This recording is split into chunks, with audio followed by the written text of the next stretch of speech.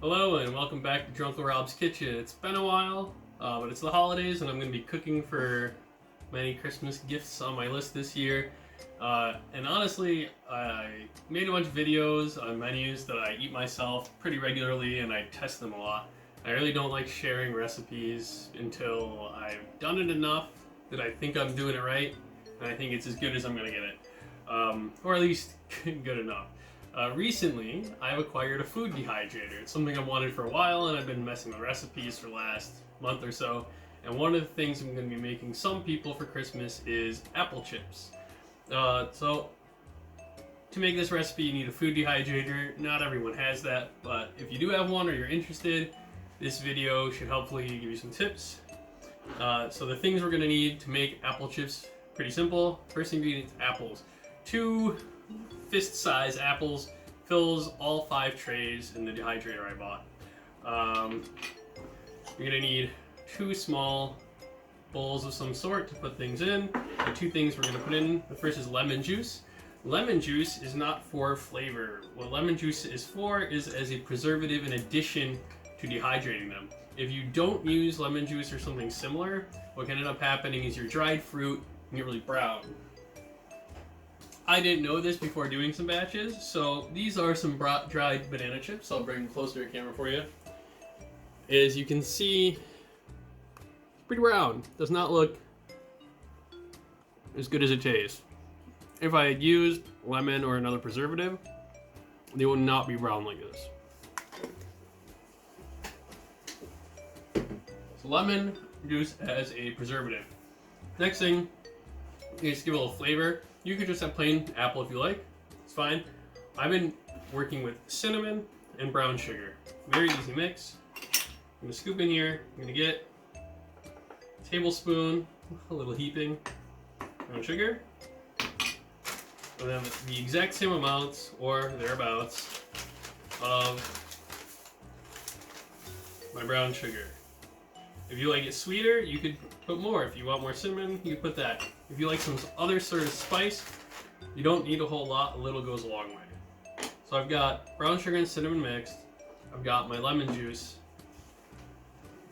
You're going to need some special tools as well as the dehydrator here to make this easier. You could cut these apples thin with a knife, but I really recommend getting a mandolin. These cut nice even slices. I'll run it over a few times and show you what I mean. So the way I've been doing it is grabbing the apple, and you don't really want the seed. You're gonna have to pick it out, which is really annoying. So I basically cut until it starts to resist, and that's when you know you've gotten close to the tough part of the apple flesh where the seed's at. So it's actually kind of easy. You want to just hold your bowl and your mandolin solidly and just slide forward. These are a rather dangerous kitchen tool. Be very mindful where your fingers are and do not let them get too close to the blade. Alright, so I felt some resistance there, so I'll come show you. I'm almost to the seed there.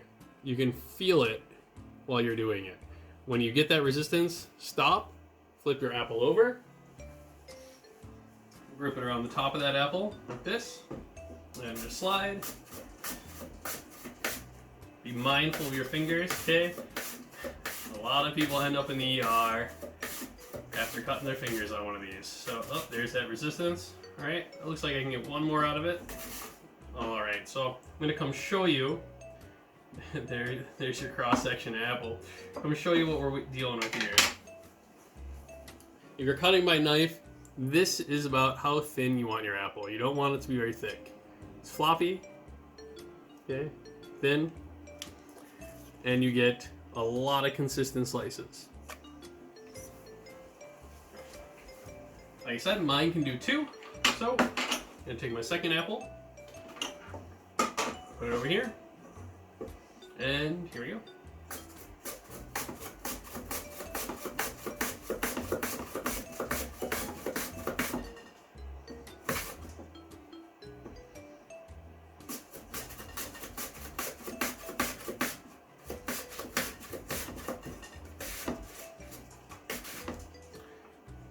Oof, that one got a little rough, last one.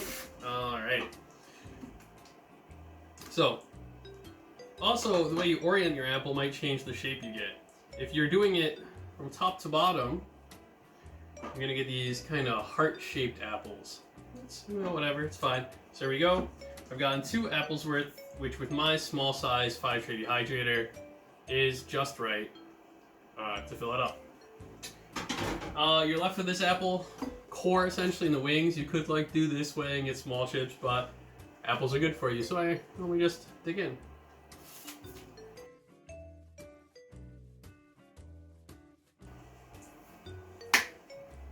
Alright, then we have that. Mix this up. Make sure it's pretty 50-50. Next special tool we need is a small little food brush. So the way it's going to work, I have all these slices. Fills about half my pot. As I coat them, I'm going to move them over to the other half and stack them. And the way I've been doing it is the first one, I get both sides. I get some of my lemon juice, rub, then dip my brush in the cinnamon, brush. Again, you're going to want to do this to taste. I want a pretty strong taste, but not super overwhelming. So a little close up here, you have that brown sugar cinnamon. Now these slices are pretty thin. So what I do after this is the next slice, I'm going to brush only one side, and the unbrushed side I'm going to put down on the one under it. Because these are thin enough, the cinnamon from the last one's top and sticking to the bottom of the next one, and the lemon juice kind of osmosis all the way through the stack so that it preserves everything well and spreads that cinnamon flavor. So again, you just have to brush one side, put it down. Alright, it takes a couple minutes to do this, which we're going to fast forward through in a minute here.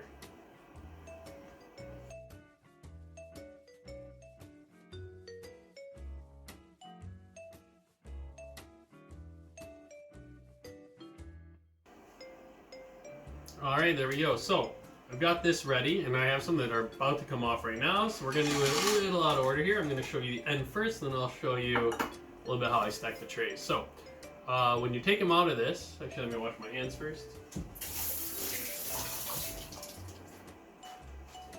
When you take them out of this, you're going to want to put them in some sort of airtight container. I have these nice nut jars that I've got from buying various nuts for mixing up that work pretty well. For larger quantities of stuff, I have these nice, I think these are like 2-quart size baskets. You can buy them fairly cheap. This is like 2,000 won in Korea, probably cheaper in the States where they were made. Okay, even just like Ziploc boxes that close them tight. You want it to be airtight because before you eat it, you want it to spend up to about a week in these. Well, honestly, 3 or 4 days will tell you. And you're looking to see if it's actually dry enough. If you end up looking in the container and you see condensation or like humidity fog or anything like that, you need to put them back in the dryer and let them dry for a couple more hours. If you don't and you leave moisture plus food plus time at room temperature equals bacteria, viruses, all sorts of things you don't want. So after you've proofed them, then you can enjoy, right? I'm going to be adding my apple chips that are already on the thing to this mostly depleted container. Enjoy one of these.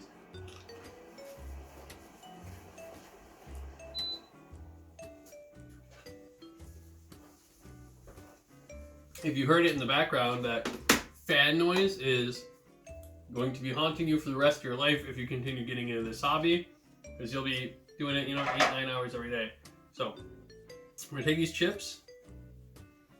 Okay, we just pop them in here. Okay, boom, boom, boom, boom. Really easy, they come right off. First I buttered or greased this, and it turns out you really don't need to do that. These just come off pretty easy. So let's take a look at some of our end products here. Still a little flimsy even when dry. Okay, it's kind of like jerky. You don't want it to be so dry that it like snaps, right? But you can feel that there's no moisture. You can see that color for the brown sugar and cinnamon. And like there's not like sugar crystals or anything. So it's not overly sweet, it's just right. Put them in here.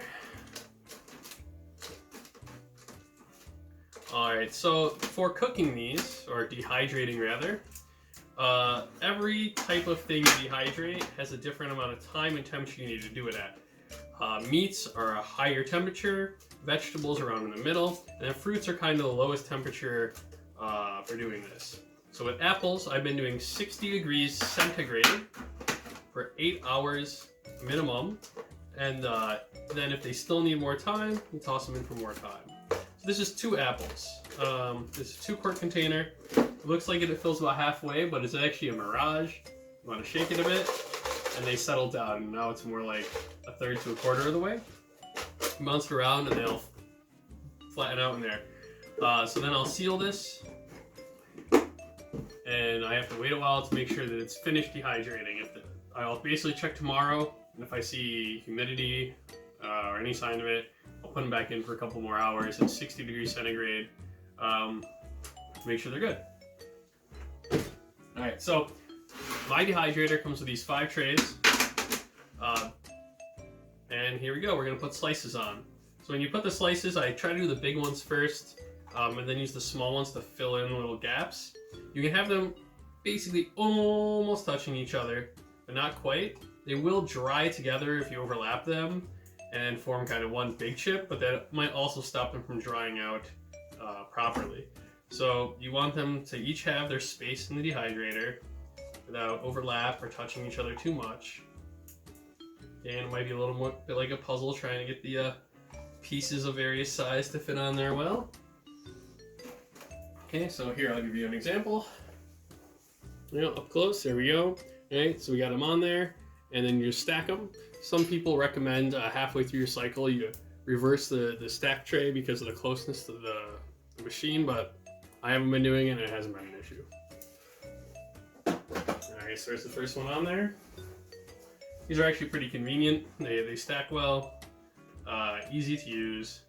Plastic seems a little weak, but it hasn't broken, and I've made a bunch of stuff so far. So this one, if you live in Chongwon and you're interested in getting one of these things, it was 50000 won, 50,000 won at Electromart above E-Mart at the City Circle in Chongwon. Pretty good deal. They used to be much more expensive, but online you can find a lot of them in the price range these days. So even if you want a bigger one, you can get for cheaper. Instead of putting them on one at a time, these things stack in any order, so you can just stack, and so you have your entire load to go. Alright, normally a lot of my videos are about health cooking. These are not bad for you if you have gout and stuff, but you do need to not overeat this. First of all, it's an apple, it's a fruit, it has a lot of sugar. But also, once they're dehydrated and you're not getting the fluid with it, it'll seem like you're not eating a lot. But keep in mind that was 2 apples I put there. If you eat this, if you ate those, and then you drink water, it will swell up to the size of 2 apples in your belly, okay? So if you're a person that eats like an apple a day, try to make sure you eat like an apple's worth of apple chips. Don't eat too many and then drink water, because you can end up in some intestinal problems, or bloated, or worse, right? So don't overeat things that you dry.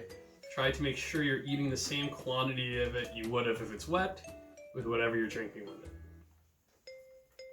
This is great for other activities too. I do, hiking and backpacking, and this stuff stores really easily for hiking and backpacking. You can crush it down to crumble it on other baked goods. Just overall, very useful to have. I've wanted one for a while. So there we go. It's my apples. Got these 2 little pieces that I'm just gonna stick on here together, and they'll end up drying together. Toss them on.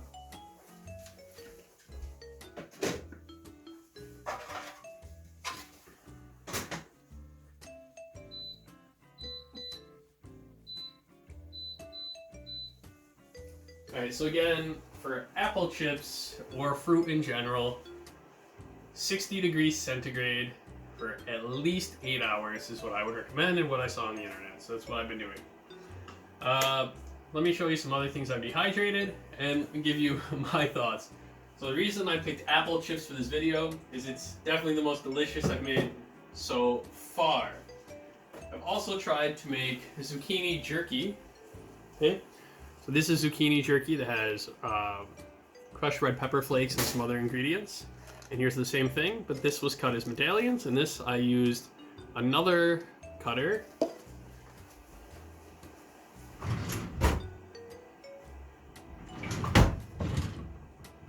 If I can find it.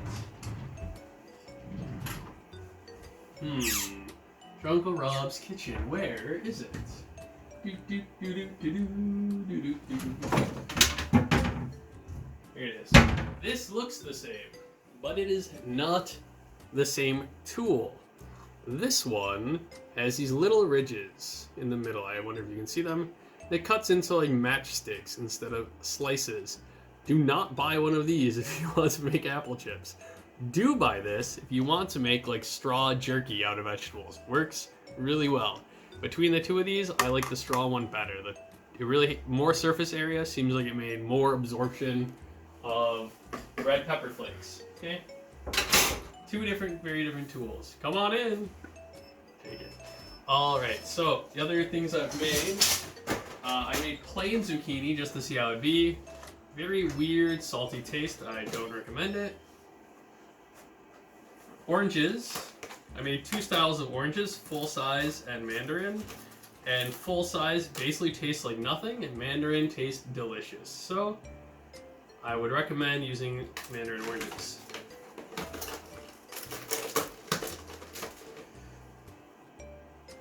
And banana chips. I wish I had known about preserving banana chips when I made them. They're still pretty good, but as I showed you, they're pretty brown. And that's it. Alright, I hope you do some dehydrating and enjoying. See you next time on Drunko Rob's Kitchen.